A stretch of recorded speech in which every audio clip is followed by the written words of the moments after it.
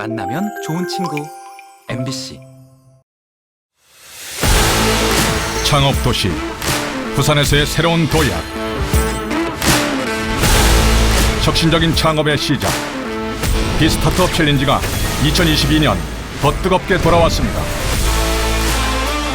총 150개사들의 창업 신화를 향한 대장정. 과연 올해는 어떤 참가자들이 도전장을 내밀었을까요? 이 스타트업을 통해서 부산에서부터 이제 전국으로 확산돼가는 좀 그림을 그리고 있습니다.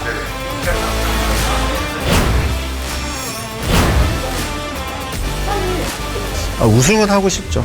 네, 하고 싶은데 그게 뭐 저희 뜻대로 되는 건 아니니까요. 유니콘 기업을 꿈꾸며 성장해 나가는 이들의 열정 넘치는 무대.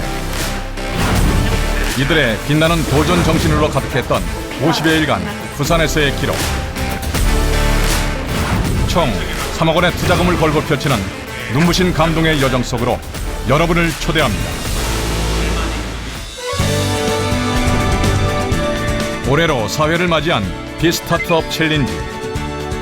이 대회를 통해 창업 생태계 속에서 도전하는 이들의 아이디어가 세상에 나올 수 있는 발판이 되고 있습니다. 참가자들의 참신한 아이디어를 처음 만나게 되는 서류 심사일. 도전장을 내민 150개 팀 중 약 60개 팀에게 대면 발표의 기회가 주어집니다. 참가자들의 첫인상, 심사위원들은 어떤 것을 중점적으로 보고 있을까요? 전체적인 내용 파악이죠. 사실은 이제 서류상에서 스타트업들이 모든 것을 다 이렇게 알려주기가 쉽지는 않습니다. 그래서 그런 것들을 저희들이 예측하고 추측하고 또 전문가 입장에서 좀 끌어올려서 평가를 할 수가 없거든요. 항상 보는 눈은 객관적인 시각에서 공평하게 봐야 되기 때문에 가장 이제 기술적인 차별성, 이제 어떤 제품화 시켰을 때 그 제품이 기존에 나와 있던 제품들에 비해서 얼마만큼 더 이렇게 좀 효율적으로 또 특징적인 어떤 기능을 발휘하고 있는지, 그리고 이게 시장에 나왔을 때 사람들이 거기에 대한 반응을 즉각 할 수 있는 어떤 그런 제품을 만들고 있는지가 훨씬 더 중요하다고 생각합니다. 올해 4회를 맞이한 비스타트업 챌린지는 해를 거듭할수록 독창적인 아이디어로 중무장한 기업들을 만나고 있습니다. 그 때문에 심사위원들 또한 어느 팀 하나 쉽게 결정 내리지 못하고 열띤 토론을 이어나가는데요. 과연 올해는 어떤 기업들의 아이디어가 심사위원의 마음을 사로잡았을까요?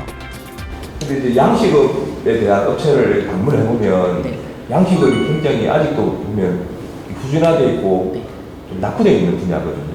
이제 그 전통적인 방식으로 양식을 대부분 다 아직 하고 있는데 얼마나 이제 그 효율적으로 양식을 하느냐의 문제이기 때문에 그런 데 대해서 조금 생각을 좀 해보면 그래도 뭐 이렇게 뭐 이게 그냥 일단 플랫폼 같은 이런 어떤 무형의 어떤 그런 건 아니잖아요. 그래서 저는 그래서 그 실물이 일단 때문에 아마 현실에 좀 제공을 하면 좋지 않을까 싶어서 좀 조언을 줬습니다.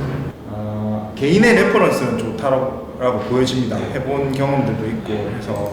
근데 이거 여기에 나와 있는 서류만으로 평가를 높게 주기에는 저는 좀 부족하더라고요. 사실은 좋다기보다는 지금 뽑힌 것들은 제 입장에서는 좋다기보다는 한번 디테일을 보고 싶어요. 예.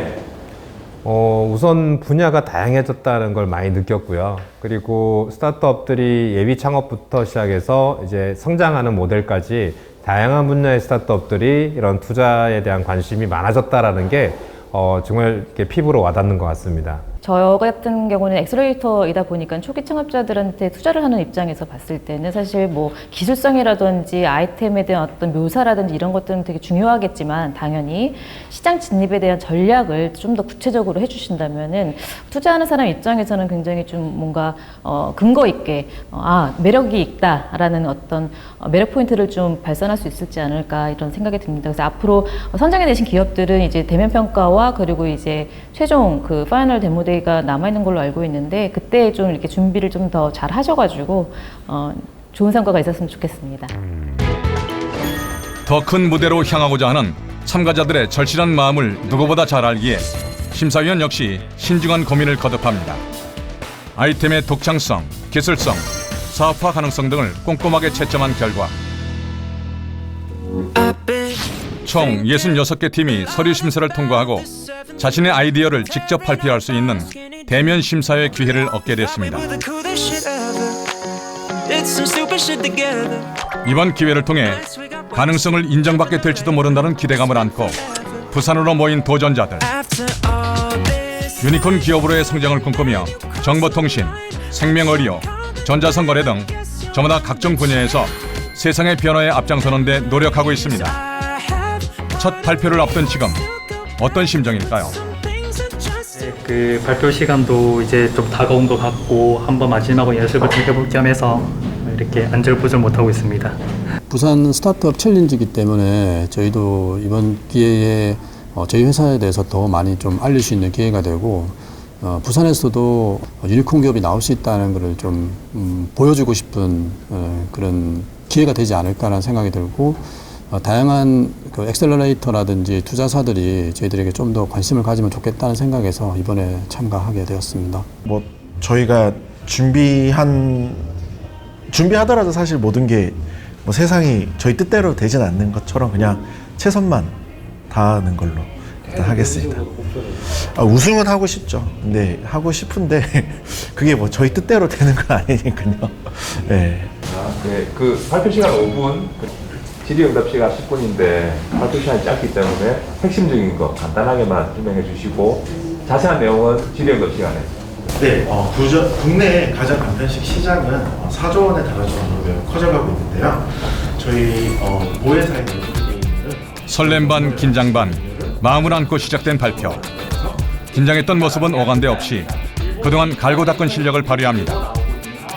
총 3일간의 대면 심사에 오른 66개 팀이 각자 5분간의 발표, 10분간의 질의응답을 통해 심사위원들의 평가를 받게 됩니다. 모든 이들에게 똑같이 주어진 15분의 시간. 이 짧은 시간 내에 아이템의 매력이 무엇인지 구체적으로 발표해야 합니다.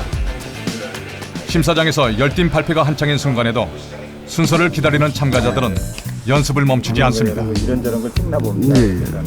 하는데 일주일이나 열흘이면 3분의 1이 죽어나가거나 말라비틀어서 폐기 처분한다고 합니다. 저희들 낚시미끼로 시험해서 하였는데 가자마자 2마리를 잡았습니다.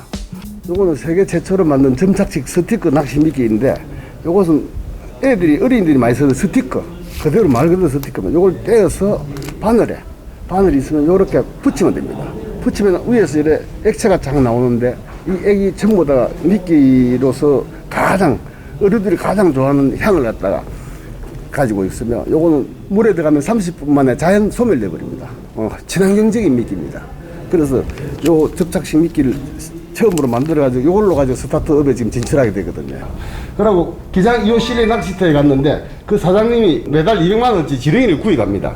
그런데 냉장 보관 14도에서 20도를 해도 일주일에서 9일 정도 되면은 3분의 1 이상은 죽어가 나가고 말라 비틀어지고 이래서 못 씁니다. 근데 우리 미끼를 쓸 때니만 바로 고기도 2마리 올라오면서 하는 이야기가 효능도 검증됐고 가격이 월등하게 사니까네 생산만 된다면 무조건 이건 구입하겠다. 그렇게 약속을 받았습니다. 한번 구경해 보실랍니까? 예. 근데 미끼 자체를 볼 수 있는 건 아니지 않습니까? 예, 뜯어가는 것도 있습니다. 예, 질문 받겠습니다.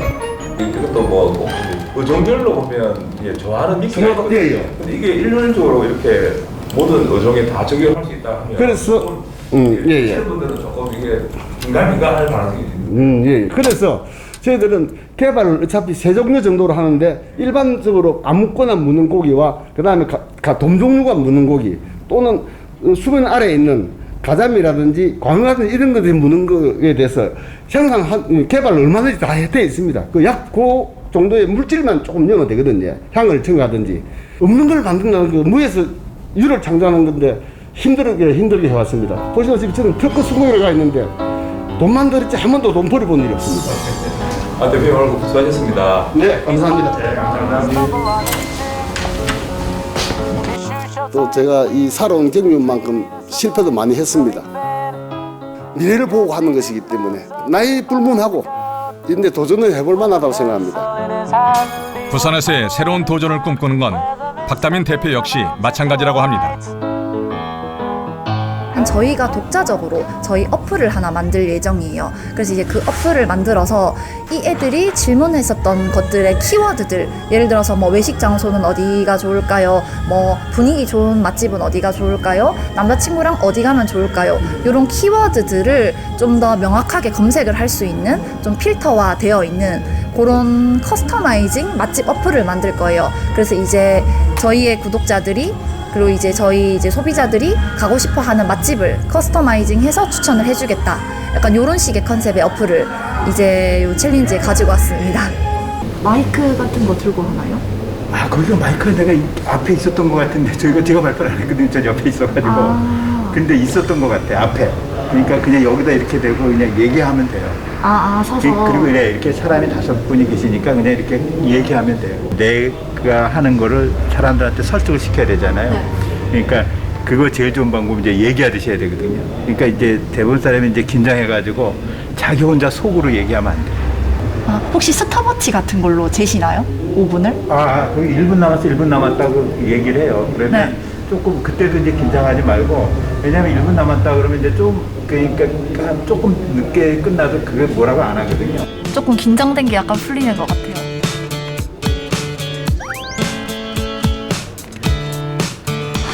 너무 떨리는데요?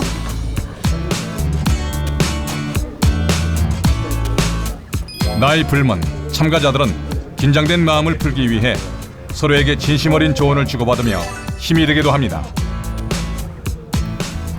일단 첫 번째 성장 전략은 아까 전에 말씀드렸듯이 저희가 자체적으로 보유하고 있는 총 80만 명의 채널이 있기 때문에 이 채널을 통해서 홍보를 진행할 계획이고요. 그리고 이제 이 어플이 시민들의 편의성을 증대시켜 주는데도 도움이 되는 어플이기 때문에 이런 활동들을 통해서 저희가 이제 부산 필수 어플이 되고 그걸로 인해서 부산 대표 로컬 브랜드로 성장하고자 하는 것이 이제 저희의 목표입니다. 여기 그 들어와 있는 분들 주요 연령대가 어떻게 되나요? 저희 채널 연령대요? 네.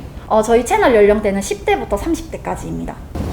거기 있는 분 사실 이게 그 일반적인 커뮤니티가 앱으로 전환되기는 되게 엄청난 노력이 많이 필요하고 자금도 엄청 많이 필요한데 거기에 대한 좀 구체적인 전략이 있으실까요?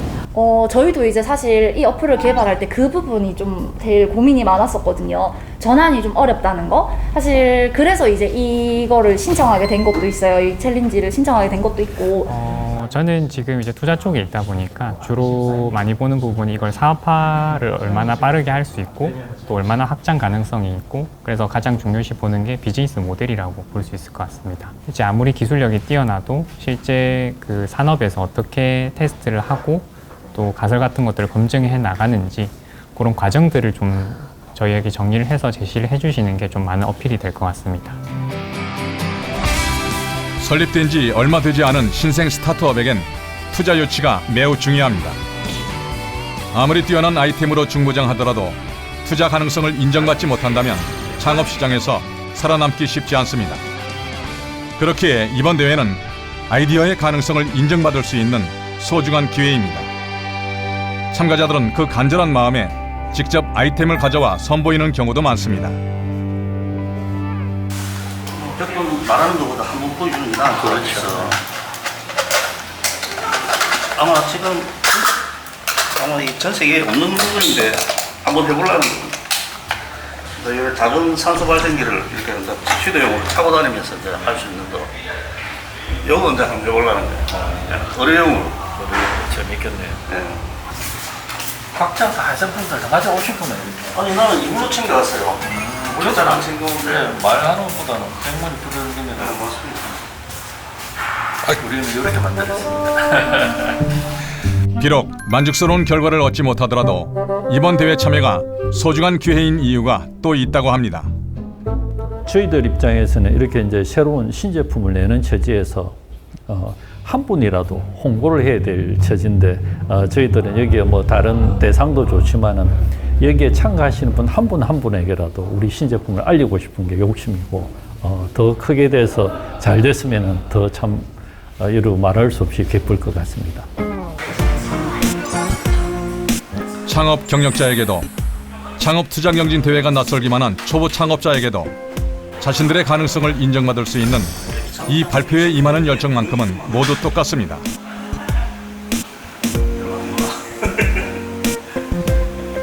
결과는 이제 다시 시작하려고 하는 앱이 창업자이기 때문에 가능성이 있는지 모르지만 한번 1등 한번 노려보고 싶습니다. 이게 가능하나 이렇게 싶지만 가능합니다. 왜냐하면 요 지금 제가 이제 이 3D로 이걸 뜬 건데요. 그 옆에 이거 차고 당길 수 있을 정도로 작아집니다. 지금은 이렇게 큽니다. 이렇게 걸고 당기는 거라든지 등이 메고 당깁니다. 그런데 이 초소형화를 만드는 겁니다. 이 기술이 기술이라고 보고 있습니다. 저는. 그 시간은 사용 시간은 얼마 정도 됩니까?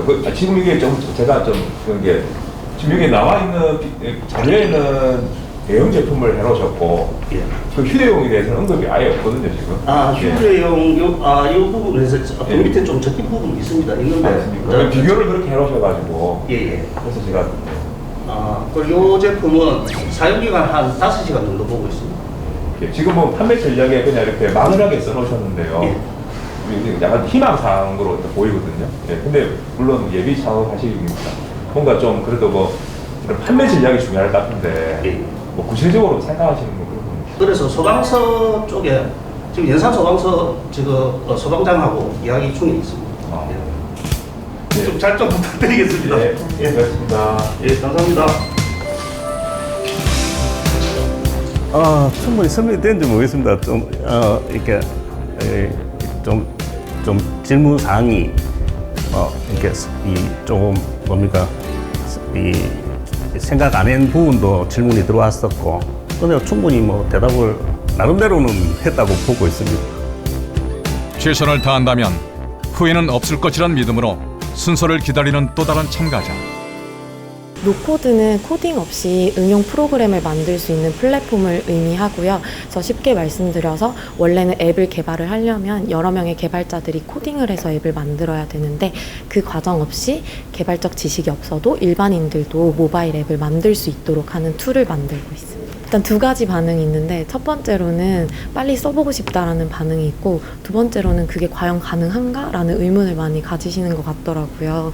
그래서 저희가 빨리 세상에 내놓아서 그 의문에 대해서 진짜 너희가 옳았구나 라는 답을 듣고 싶습니다.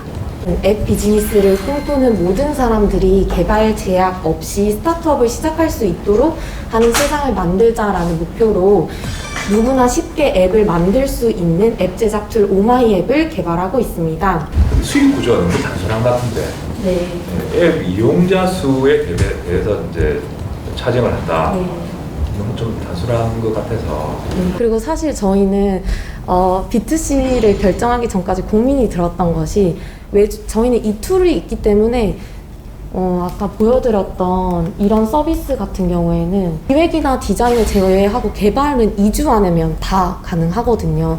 그래서 저희 입장에서는 돈을 더 많이 벌 수 있는 형태가 보였지만 저희 회사 모토 자체가 앱을 개발하고 앱을 통해서 스타트업을 시작하고 싶은 사람들이 어떤 제약이나 구애에 받지 않고 그런 자신의 꿈을 이룰 수 있는 세상을 만드는 게 저희의 모토라서 B2C 시장을 목표로 타겟팅을 하고 있습니다. 오늘 발표 잘 들었습니다. 네. 감사합니다. 그 예전에는 플랫폼 기반의 어떤 그런 서비스를 제공하는 업체들이 좀 많이 있었는데 오히려 기술 기반의 제조를 바탕으로 한 또 거기에 어떤 또 기술과 어떤 이런 트렌드가 이제 믹스 매치된 조금 더 발전적으로 간 어떤 형태의 기업들이 많이 있지 않았나라는 생각을 합니다. 사회제죠. 여기에 출전한 기업들을 저희들이 그 후속 투자를 한 데가 몇 군데 있어요. 그리고 그때 당시보다 상당히 밸류가 좀 높아져 있는 기업들도 있고, 그래서 이런 기업들을 우리가 선별할 수 있는 그런 기회가 주어진 게 상당히 좋은 계기라고 생각하고요. 이런 그걸 통해 가지고 또 지역의 스타트업 업체들이 그 자기의 회사들을 이게 홍보할 수 있는 그런 좋은 기회가 된다고 봅니다. 3일간 긴장과 열정으로 가득했던 참가자들의 첫 대면 발표가 끝이 났습니다. 아이템의 차별성과 성장 가능성을 꼼꼼히 검토한 결과 총 33개 팀이 예선 발표에 참가할 수 있는 기회를 얻게 되었습니다. 본선 무대로 진출하기 위한 관문. 예선대회 첫째 날이 밝아오고 그동안 단단한 내공을 쌓은 참가자들이 다시 부산으로 모였습니다. 예선대회에 오른 33개 팀 중 단 10팀만이 3억 원의 투자금을 향한 마지막 관문, 본선 무대에 오를 수 있습니다. 우리 부산이 아시아 창업도시를 지향하고 있습니다. 그 창업도시가 되기 위해서는 꿈과 또 비전을 가진 많은 젊은 창업가들이 이렇게 일어나는 것이 가장 중요하다고 생각합니다. 또 그 창업 기업들에게 우리 시정부에서는 또 최대한의 또 지원을 하고 또 성장해 나갈 수 있도록 여러 가지 다방면으로 도울 수 있도록 노력하겠습니다. 오늘 스타트업 챌린지에 참여한 기업들이 부산 창업도시를 만드는 데 주역이 될 수 있도록 응원합니다. 열심히 해주시기 바랍니다. 예선 본선 대회에 뜨거운 현장을 함께할 특별 MC. 지난해 방송에 이어 다시 돌아온 부산 MBC 이지희 아나운서. 스타트 업계의 맏형 같은 존재 이주홍 엑셀러레이터가 함께합니다. 제4회 비스타트업 챌린지 총 3억 원의 상금을 걸고 펼치는 투자 경쟁 대회입니다. 벌써 4회째를 맞았네요. 네, 맞습니다. 네, 이게 조건이 또 있더라고요. 예비 창업하시는 분들이나 또 창업한 지 5년 이내 신생 기업만 참여할 수 있다는 조건이 있습니다. 제가 작년에 이 방송을 진행을 하면서 살펴봤는데 너무 놀랐던 게요. 이 아이디어도 참 대단하지만 이 아이디어를 구현해내는 능력이 정말 대단하시더라고요. 이번에도 최종 무대가 끝날 때까지 어떤 팀이 우승을 하게 될지 저희가 또 마음 졸이면서 살펴보도록 하겠습니다. 이주홍 대표님께서는 평소에 스타트업 팀들을 굉장히 많이 만나보셨다고 들었어요. 방송으로도 처음이신데 기분이 어떠신가요? 사실 평소에 스타트업을 만날 때는 조금 더 편안한 마음으로 만났었는데요. 방송으로 이렇게 스타트업이 하는 걸 지켜보다 보니까 약간 좀 긴장감이 저한테도 전달되는 것 같습니다. 네, 올해는 어떤 신생 기업들이 어떤 아이템을 가지고 왔을지 벌써부터 기대가 되는데요. 이분들이 지금 차근차근 단계를 밟아서 벌써 이제 예심까지 오셨습니다. 총 지금 진출한 기업이, 그러니까 예심에 진출한 기업이 30개 팀이고요. 이 중에 단 10팀만 본선에 진출하게 되고 이 중에서 5팀이 수상의 영예를 남게 됩니다. 많은 분들께서 이제 상금이 얼마일지 궁금해하실 것 같은데요. 저희가 또 특별하게 특별상이 있습니다. 특별상의 경우는 이제 1,000만 원의 상금이 주어지고요. 동상은 3,000만 원, 그리고 은상은 5,000만 원, 금상은 8,000만 원이고요. 대상은 무려 1억 3천만 원의 투자금을 받게 되더라고요. 이 금액이 정말 잘 쓰이도록 잘 또 뽑아 주셔야 되겠죠? 네, 맞습니다. 사실 1억 3천만 원이라는 큰 투자금을 걸고 하는 대회이긴 한데요. 사실 스타트업이 하는 아이템이나 그들의 산업 분야 또 그리고 성공하기까지 걸리는 시간에 따라서 이 투자금이 충분할 수도 있고 부족할 수도 있습니다. 하지만 대회에 참여하는 스타트업 입장에서는 투자금뿐만 아니라 우리 아이템을 함께 해줄 수 있는 파트너를 모은다라고 생각을 하시면 그들에게 더 큰 의미가 있지 않을까라는 생각을 하고 있습니다. 네, 올해도 정말 다양한 기업들이 진출했는데 그중에서 어떤 점에 포인트를 두고 어떤 마음으로 보실 예정이신가요? 네, 사실 부산에서 하는 스타트업들하고 저희가 호흡을 또 많이 하다 보니까 특정 스타트업이나 특정 아이템을 응원할 수는 없고요. 네. 또 시청자분들이 잘 이해하실 수 있게끔 좀 해설을 해드린다는 마음으로 이번 대회를 함께하고 싶습니다. 알겠습니다. 좀 쉽게 설명 네. 부탁드리겠습니다. 치열한 경쟁을 뚫고 예선대회에 올라서게 된 33개 팀의 참가자들. 총 3억 원의 투자금을 향해 한 단계씩 통과해 나가며 간절함 또한 더욱더 절실해졌을 텐데요. 오늘은 어떤 각오로 이번 예선대회 발표장에 들어섰을까요? 사실은 지난번에 발표 갔다 오고 나서 미리 좀 준비를 할까? 이렇게 생각을 했는데 뭔가 설레발치는 것 같아서 괜히 이제 영향 미칠까봐 그냥 잠자코 기다리고 있었거든요. 그래서 조금 시간이 더 부족했던 것 같아요. 몸은 쉬는데 정신이 쉬지를 못하네요. 왜요?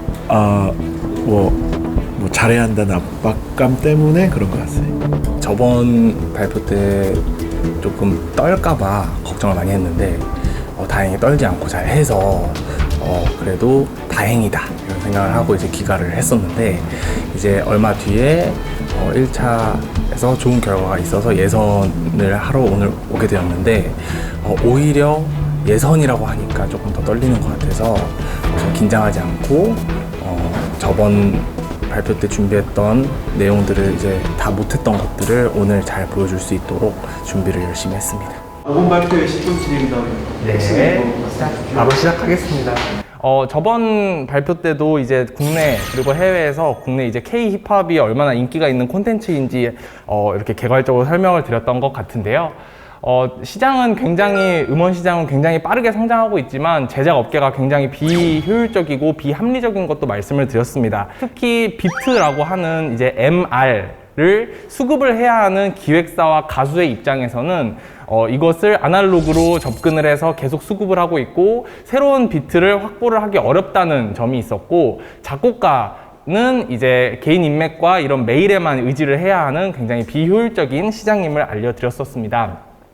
저희들은 해외에서 이러한 움직임이 먼저 일어난 것에 좀 집중을 했는데요. 해외에서는 작곡가들이 이제 내가 만든 음악을 가수가 불러줘야 하는데 그 가수한테 닿기까지가 너무 어렵다 보니 이제 인터넷 플랫폼에서 이제 나의 음악을 옷을 판매하듯이 이제 판매를 하기 시작했고 가수와 기획사는 굉장히 시간을 단축하면서 음원을 다양한 음악을 더 제작할 수 있는 그런 멋진 일들이 일어나기 시작했습니다. 어쨌든 이 업체는 기업이니까 이제 이윤을 남겨야 되는데 구체적으로 이 플랫폼 자체에서는 어떻게 이윤을 창출할 수 있을까요? 네, 아까 제가 서두에 말씀드렸던 대로 네. 아나운서님이 네. 비트를 가지고 계세요. 네. 근데 이거를 내가 이 비트를 팔려고 하면 굉장히 어렵지 않습니까? 그렇죠. 작곡가도 만나야 되고, 네. 근데 이 플랫폼 올려놓고 제가 작곡가인데 아나운서님 비트가 마음에 들었습니다. 이걸 내가 살게요 하고 제가 가져가면 이 거래되는 대금의 20%를 여기에 수익으로 남기는 거고요. 그리고 이렇게 제가 이 비트를 가져와서 완성한 음원을 다시 이제 스트리밍 사이트에 올리면 아나운서님이 이 올라가 있는 음원의 저작권자지 않습니까? 네네. 그래서 수익을 한 3% 정도 네. 같이 이렇게 쉐어하는 형태인 것 같아요. 네, 힙합에 대해서는 친숙하고 흥미를 갖고 있지만 실제로 이것을 수익을 낼 만한 충분한 마켓이 형성되어 있는지가 궁금한 것 같습니다. 그래서 숫자는 충분히 회의해 주셨지만은 없었던 숫자 우리가 실제로 이게 얼마에 거래되는지 우리 수수료 20%는 얘기했는데 결론 마켓을 매출 추정하기 위한 백데이터가 좀 부족한 것 같아서 보충해서 설명해 주실 수 있을까요? 이거는 저희들이 그 옵션별로 이제 판매되고 있는 비트의 가격대를 이제 아실 수 있는 메뉴판이라고 생각을 해주시면 될 것 같은데요. 이제 한 개의 음원을 이제 4가지 옵션으로 선택해서 구매를 할 수 있는 거고 왼쪽으로 갈수록 제한 있게 사용을 하면서 대신에 싸게 사용할 수 있는 거고요. 오른쪽으로 갈수록 비싼 돈을 내고 제한 없이 쓸 수 있는 옵션이다 이렇게 생각을 해주시면 될 것 같습니다. 음원 한 개당 이제 58,000원 정도 선으로 이제 가격이 이제 평균적으로 나오고 있고요. 제일 또 집중하고 있는 것은 이 저작권을 나누는 B2B 형태라고 말씀을 드릴 수 있을 것 같습니다. 제가 여기 사이트에 들어가서 확인을 해봤는데 그러니까 일회성으로 사용하는 거 그리고 이게 저작권을 완전히 간지는 것 등등 가격대가 조금 쪼개져 있더라고요. 굉장히 세분화되어 있군요. 네, 그런 것도 좋은 아이디어인 것 같아요. 네네. 네, 발표 시작하겠습니다. 안녕하십니까. 저희는 인공 파도 기반으로 워터 스포츠 시스템을 개발하고 운영하고 있는 더 메이커스라고 합니다. 네, 저희는 인공 서핑 분야와 그리고 국내 수영 시설 중에는 한 개소당 13만 명이 이용해야 되는 이는 OECD 국가 중에는 최하위를 기록하고 있습니다. 이러한 수영 시설에 대한 소형화와 개인화를 통한 보급 이러한 형태로 해서 사계절 누구나 즐길 수 있는 스포츠 문화를 만들어가고 있습니다. 사실 저는 이 회사가 제일 궁금했어요. 아, 그러세요? 네. 스크린 수영 시스템이라고 하던데 과연 스크린 수영 시스템이라는 게 어떤 것인지부터 이게 과연 가능한 것인지부터 궁금해서 대표님의 좀 프레젠테이션을 잘 들어봐야 되겠다라는 생각이 들었거든요. 사진 보시는 것처럼 각 룸별로 스크린 골프처럼 스크린 장비가 설치가 되고 룸별로 컨셉에 따라서 지역 관광 자원을 활용을 해서 각 룸에 컨셉화할 수도 있고요. 해당되는 수조 크기도 다 조절이 되기 때문에 조그만 욕조 같은 저희 게 모듈을 있고요. 보실 저희가 거 이제 정도에서 러닝머신 뛰면 밑에 네. 컨베이어 벨트만 움직이는 것처럼 네. 물살을 계속적으로 만들어주는 거죠. 물의 흐름을. 네. 그 물의 흐름을 약하게 만들어주면 제가 수영을 오른쪽 조금 상단부에 이렇게 보시는 앱 화면 빠르게 하지 않아도 느리게 해도 충분히 유지가 될 수 있을 거고 물살을 세게 해주면 네. 수영을 빨리 해야 되는 아니 것처럼 근데 팔을 저으면 어쨌든 앞으로 자연스럽게 나가게 되지 않을까요? 그 러닝머신에서 뛰면 계속 그 자리에 있는 것 똑같은 형태입니다. 저는 개인적으로 되게 좋은 아이템인 것 같아요. 되게 흥미롭거든요. 골프 스크린처럼 갈 것인지, 스크린 골프처럼 갈 것인지, 아니면 어떤 한 특정 그 타겟 측에 특히 뭐 지금 저 자료로 봤을 때 재활적으로 갈 것인지, 강습 쪽으로 갈 것인지, 그 포지셔닝에 따라 가지고 우리 비즈니스 모델이라든지 가야 될 어떤 방향이나 이런 것들이 좀 제시가 될 것 같아요. 너무 많은 에리어를 네. 하려고 하시는 것 같아가지고. 수영장 같은 경우에도 저희가 시설적인 측면에서 저희가 뭐 비즈니스 모델 자체가 지금은 B2B에 맞춰져 있고 제가 재활치료나 이런 다양한 분야를 얘기 드린 거는 확장성에 대한 얘기를 드린 거고 저희가 처음에 취미 활동에서 아까 보신 선호하는 지금 집중하고 있는 개인 프라이빗을 선호하시는 분들을 1차 타겟으로 하고 이게 더 수요가 많아지고 시설이 많아지면 거기에 따라서 병원이든 헬스케어 분야에서 저희한테 자동적으로 유입이 될 거라 생각하고 있습니다. 그래서 저희는 처음부터 타겟을 하는 게 재활치료의 목적은 없고요. 이러한 것도 더 파생될 수 있다. 해외 사례를 보여드리는 것처럼 확장 가능성이 있다라고 저희는 표현하고 싶습니다. 이 분야가 국내에서는 또 최초였기도 하고요. 그래서 그런 우여곡절들, 기술 개발에 대한 우여곡절이 많았는데 저희가 3년 동안 운영을 하면서 안정화가 되어 가고 있고요. 그래서 저희가 올해는 신사업으로 스크린 수영장을 또 전용 앱을 더불어서 이제 소프트웨어와 하드웨어를 융합으로 하는 그런 사업을 하다 보니까 이제는 인정을 좀 받고 있는 것 같아요. 그래서 그러한 힘을 계속적으로 해서 이번에도 좋은 결과로 해서 달성을 하는 게 목표입니다. 어떤 실패를 겪어도 도전을 두려워하지 않는다고 말했던 반가운 얼굴도 보입니다. 그 열정을 인정받아 예선 무대에 오르게 됐네요. 차도 이 화석으로 연료를 하는 차가 없어지고 전부 다 현재 수소나 또는 전기 에너지로 가도록 만드는데 이 미래 낚시 미끼도 마찬가지입니다. 미래 미끼는 무조건 이 공장에서 대량 생산되어 나오는 걸로 해가지고 아마 그게 대세가 될 것 같습니다. 처음에 최초에 한 2가지나 3가지 만들어서 하고 간단하다 이거 인간의 냄새죠. 빵에따라 살 이렇게 민물에서 이렇게 또 전열해가지고 해보는. 가도 바다다. 낚시해야 된다. 미끼 사러 갈 기술이니까 낚시를 가야지. 하루 전에 작년에 사람 던져야겠다는 작년 거라도 써야 돼. 부도 옮기다는 그것도 우리가 개발해가지고 위험하죠, 이게. 세계에서는 아직 없거든, 이게. 이 아이디어 어떤 거 같으세요? 네, 너무 좋습니다. 지금 한국의 낚시 레저 중에 낚시가 최고 레저 그 인구가 많아서 거기에 이 상품이 나가면 정말 센세이션이 일어날 것 같은데요. 일반 낚시 미끼는 또 바다와 민물용으로 구분되어 있으나 본 제품은 바다와 민물에 같이 사용할 수 있으므로 판매 효과는 시장성은 2배 이상 큽니다. 그리고 아래 특히나 더 재미있는 것은 낚시 우리가 때는 하나만 사면 되지만 네. 낚시 미끼는 낚시를 갈 때마다 반복적으로 구매해야 되기 때문에 네. 이 낚시 미끼가 소비자들에게 마음에 든다면 반복적인 구매가 지속적으로 일어날 수 있기 때문에 훨씬 더 큰 시장이라고 생각할 수 있습니다. 네. 과연 이 아이디어가 심사위원 마음도 움직일 수 있을까요? 생미끼와의 비교에 있어서는 일반 생미끼는 이 생미끼와 스티커 미끼가 이제 대조표인데 모든 것이 월등하게 스티커 낚시 미끼가 좋습니다. 과연 물고기들이 이 스티커 미끼에 속을까 이 부분이 궁금한데요. 네. 사실 이제 대표님께서 서두에 발표하시면서 기존에 있던 낚시 미끼보다 훨씬 더 잘 문다라는 표현을 해주셨는데요. 사실 이렇게 이제 주관적인 해석보다는 우리가 인증된 검증기관을 통해서 이 낚시 미끼가 기존의 낚시 미끼보다 얼마나 더 잘 물더라 하는 연구 데이터를 함께 첨부한다면 이 대표님 아이템에 대한 설득력이 좀 더 네. 강해지지 않을까라는 생각을 하고 있습니다. 네, 그런 부분이 이제 있으시다면은 예선을 통과할 가능성이 더 높아지시겠군요. 네네네. 훨씬 더 선별력이 좋아지니까요. 네. 시장을 떠나서 분명히 이것들을 사용하시는 시장이 보이는 게 중요하거든요. 테스트를 하시고 나서 검증이 되면 제 생각에 잘 팔릴 것 같아요. 잘 팔릴 것 같은데 이제 그 부분을 확인하셔야 될 것 같고. 예선대회 둘째 날이 밝아오고 저희가 초반에는 무료 스와핑으로 지금 이 순간 참가자들이 할 수 있는 것은 후회로 뒤돌아보는 일이 없도록 현재에 충실하는 것. 이들 모두 최선을 다한다면 도전 끝에 더욱더 단단해진 자신을 발견하리라 믿고 있습니다. 안녕하십니까. 오토비팀의 박영호입니다. 저희는 미래 도시의 스마트 시티로서의 지속 가능성을 추구하고 또 그 중에서 버스 시스템의 자동화로 도시의 경쟁력을 높이고자 하는 기업입니다. 혹시 여러분 스마트 시티라는 말을 들어보셨습니까? 스마트 시티는 AI나 ICT 등의 정보통신 기술을 활용해서 도시의 문제를 해결하고 시민들의 삶의 질을 향상시켜주는 도시를 말합니다. 시민들에게 가장 가까이에 있고 시민들의 발이 되어주고 있는 버스에 집중해 보았습니다.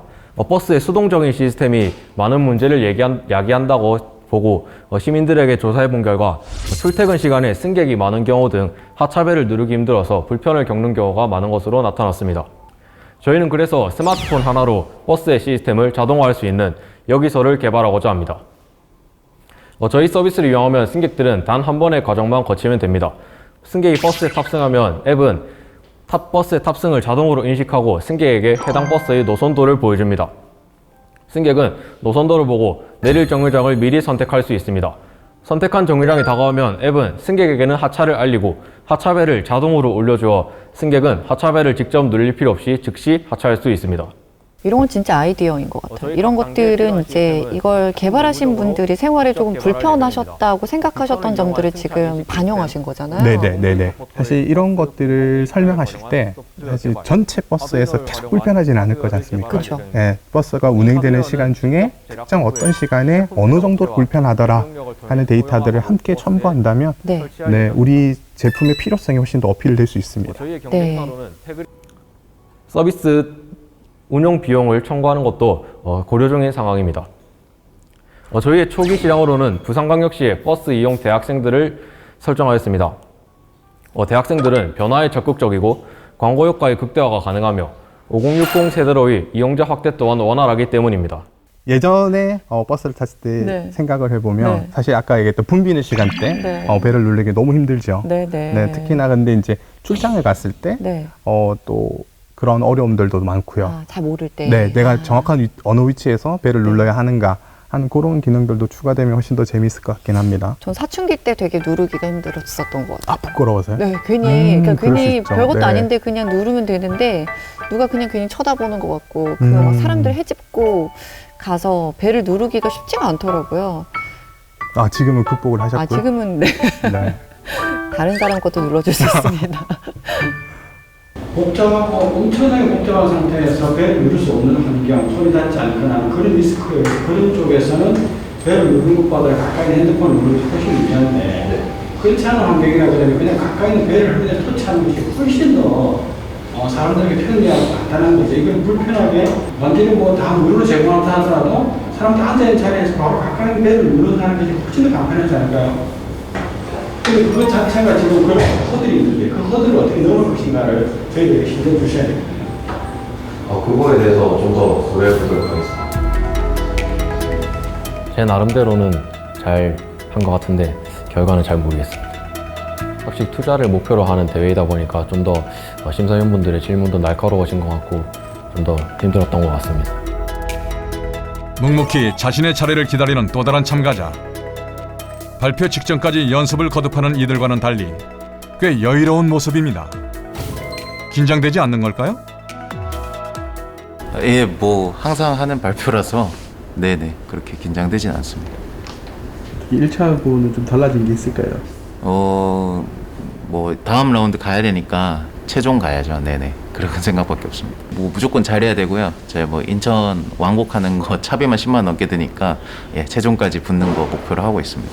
저희가 지금 하고 있는 거는 시장에서 원하는 추가 인프라 구축하지 않고도 기존 인프라만으로도 오프라인과 온라인을 동시에 연동해서 운영 가능한 솔루션을 원하고 있어서 저희는 단순 주문 중개 앱이 아니라 주문 관리, 포장, 배달까지 원스톱 서비스로 제공하고 있습니다. 배달 너무 많이 잘해주잖아요. 마트에서만 해주는 게 아니라 이제 대기업이 가지고 있는 슈퍼마켓 체인에서도 너무 잘해주고 있는데 그런 것이랑 어떻게 구체적으로 다른지를 좀 궁금해하실 것 같아요. 우리가 판단하면 대형 마켓이면 무조건 쌀 거라고 생각을 하지 않습니까? 네. 사실 그렇진 않거든요. 물론 싼 부분도 있지만 네. 신선식품, 그러니까 야채, 파, 네. 채소 이런 부분에 있어서는 마트 가시면 훨씬 더 비싸지지 않습니까? 네. 그런 것들, 그러니까 좀 더 싼 제품, 식자재 마트에 있으니 네. 우리가 이 식자재 마트에 있는 물품들을 대형 마트보다 훨씬 더 싸게 배송을 해드릴게요 라는 아이템인 것 같습니다. 네. 비스타트업 챌린지 참여하신 동기가 있을까요? 네, 저희 투자 유치. 근데 저희가 사실 투자용이 산업인데 필요하신 분이 직업이잖아요. 네. 이걸 통해서 그 다음을 보시는 건지. 네, 그 다음을 보는 겁니다. 네. 왜냐하면은 저희가 이번에 사실 그 전 심사에도 말씀드렸었던 거고 부산에 진출하겠다라는 생각이 있는데 부산에 대한 네트워크를 획득하고 더해서 지금 부산에 있는 마트 3개소도 지금 이제 계약이 체결 직전이거든요. 그래서 이 부분을 계기로 해서 내려온 거고, 네네. 그래서 뭐 많은 분들이 거리가 멀어서 혹은 각자의 생활이 바빠서 부모님을 곁에서 모시지 못하는 경우가 많습니다. 저도 마찬가지인데요. 이렇게 마음의 짐을 가지신 분들을 위해서 시공간에 상관없이 부모님의 건강관리를 확인할 수 있는 서비스가 꼭 필요하다고 생각했습니다. 고령화 속도는 세계 최고이고 1인 가구가 증가하고 있는데요. 많은 분들이 바쁘기도 하고 코로나 확산으로 만남이 어려워지고 있습니다. 하지만 자녀분들은 부모님의 건강을 걱정하고 있죠. 이에 많은 간병인이나 요양시설과 매칭하는 플랫폼들이 나오고 있지만 이것은 오프라인을 온라인에서 옮긴 것으로 그쳤고요. 이런 시니어들을 대상으로 하는 서비스들이 굉장히 많이 증가하고 있어요. 헬스케어 시장도 굉장히 늘어나고 있죠. 네, 맞습니다. 그러니까 특정 타겟으로 이렇게 시장이 증가하는 게 잘 없긴 한데 네. 우리나라가 지금 고령화가 심각해지고 있지 않습니까? 네. 그럼으로 인해서 이쪽에 대한 서비스들을 계속적으로 많이 증가하고 있는 상황입니다. 저희는 부모와 자녀를 연결해주는 것을 기반으로 하고 제3자는 서포팅하는 형태의 새로운 형태를 생각해냈습니다. 지금의 모든 건강 서비스들은 PHR이라고 해서 개인의 건강 기록을 바탕으로 이루어져 있는데요. 저희는 여기에 부모와 자녀 간의 상호작용의 DB 그리고 제3자가 서포팅해서 넣은 그런 제3자의 DB까지 합쳐진 GHR, 그룹 헬스 레코드라는 새로운 개념을 만들려고 합니다. 실버 계층에 우리가 무언가 서비스를 할 때 가장 어려운 것은 홍보입니다. 그러니까 어르신들이 무언가를 새롭게 접하는 것을 굉장히 어려워하시거든요. 그쵸. 네. 근데 이제 이 서비스 같은 경우는 아까도 말씀드렸지만 자녀와의 커뮤니케이션 기능이 있기 때문에 네. 아마 기업 대표님께서 마케팅 포지션 자체를 어른들이 아니라 자녀들을 대상으로 하실 것 같아요. 그래서 자녀들을 설득하고 자녀들이 집에 가서 어머니 핸드폰에 어플리케이션 깔아드리고 깔아주셔서. 설명을 해주는 그런 형태로 확장을 하는 것을 전략으로 세우고 있으실 것 같네요. 그럼 정말 자연스럽게 유입이 되실 수밖에 없겠네요. 항상 제가 시작하게 된 동기이기도 한데요. 저희 목적은 딱 하나입니다. 저희 부모님이 쓰실 수 있는 서비스를 만들겠습니다. 감사합니다. 저는 이제 이게 그렇게 생각해요. 약간, 그러니까 뭐, 엔터테인먼트 쪽으로 따진다면 약간 데뷔하는 뭐 그런 자리고, 그래서 시드 투자를 받을 수 있는 이제 기회이거든요. 그래서 다양한 투자사들을 만나면서 또는 본인의 아이템을 조금 한번 선보이면서 검증할 수 있는 기회가 될 거라고 생각합니다. 창업에 필요한 것은 열정이고, 실제로 성공에 필요한 것은 끈기라고 생각됩니다. 그래서 많은 어려움도 있고, 또 여러 가지로 힘든 점도 겪어보게 되겠지만 정말 끈기를 가지고 집념 있게 도전을 하면은 반드시 성공하기라고 생각됩니다. 용기 내어 도전장을 내민 참가자 한 명 한 명의 노력과 절실함을 누구보다도 잘 알기에 심사위원들은 이들의 목소리에 귀를 기울입니다. 참가자 또한 심사위원의 진심 어린 조언에 힘을 얻어 저마다의 미래를 꿈꾸며 도전을 멈추지 않습니다. 열정 가득했던 이틀간의 이 선대회가 모두 끝이 나고 그 결과만이 기다리고 있을 텐데요. 네, 이렇게 이틀 동안 진행된 제4회 비스타트업 챌린지 예심 결과를 저희가 좀 요약해서 여러분께 보여드렸습니다. 사실 좀 다 보여드리고 싶었는데 시간 관계상 몇 개 업체만 저희가 추려서 보여드렸는데 그럼에도 불구하고 작년이랑 굉장히 달라졌다는 느낌이 들거든요. 작년에는 제품을 직접 들고 나오신 분들이 많이 계셨는데 올해는 서비스 또 플랫폼 업체들이 더 많이 등장을 했구나라는 느낌이 들었습니다. 대표님께서는 어떻게 보셨나요? 네, 그런 것도 하나의 트렌드의 변화라고도 볼 수 있을 것 같고요. 또 그런 트렌드의 변화 속에서 또 스타트업은 또 어떻게 생존할지를 고민해야 할 것 같습니다. 사실 짧은 시간에 자신의 회사의 비전과 아이템을 설명하는 거 굉장히 어렵습니다. 그렇죠. 네, 그래서 통과하셨건 또 탈락하셨건 참여하신 모든 분들께 고생하셨다는 말씀을 전달해 드리고 싶습니다. 네, 정말 수고하셨다는 말씀 전해드리고 싶고요.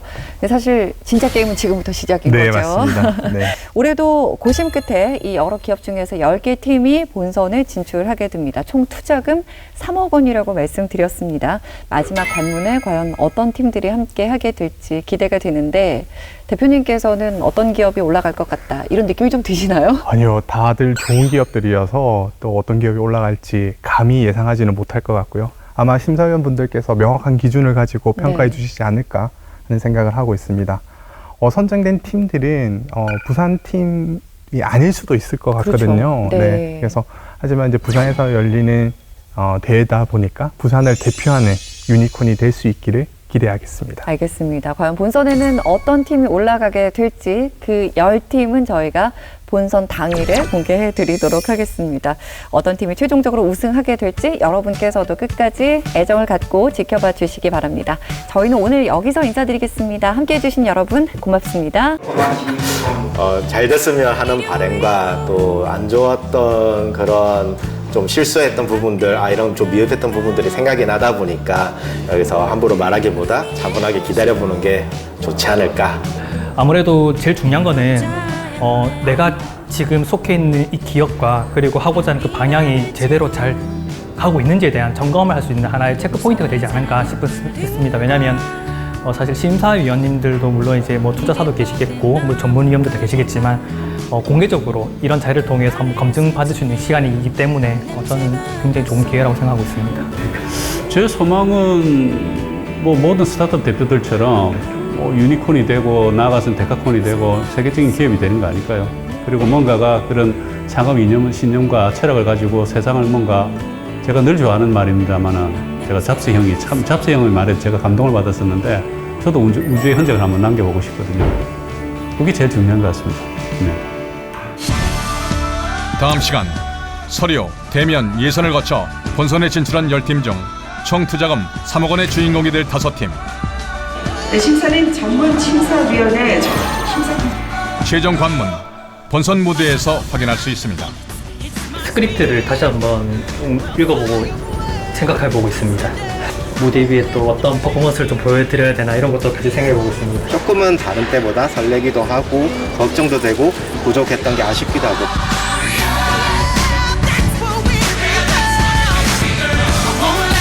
조금 더 욕심을 내서 1등까지 한번 가보도록 하겠습니다. 1등까지?